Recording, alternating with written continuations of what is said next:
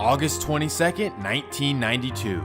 The annual Marin City Festival, where thousands of people come to watch performances. And for 1992, the show is headlined by Frankie Beverly and Maze. By this time, Tupac was already between Oakland, LA, and New York, so there was a disconnect with his old city.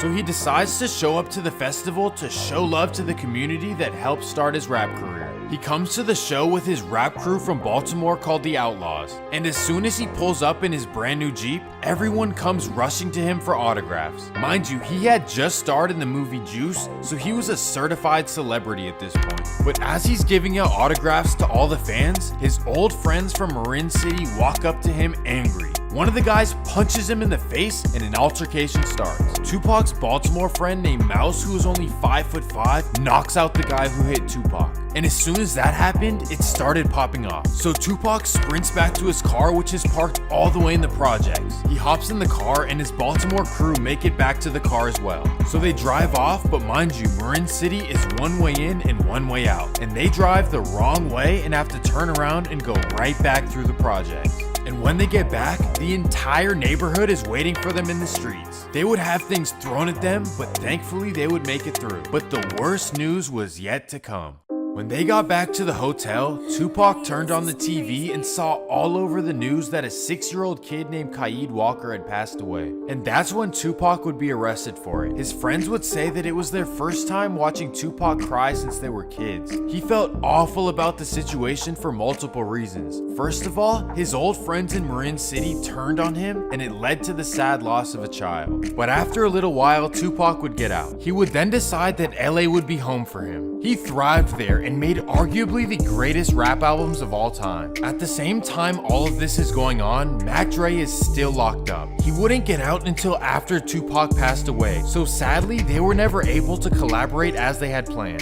Can you imagine a Tupac and Mac Dre album? But let's jump ahead a couple of years to the most interesting part of this whole story.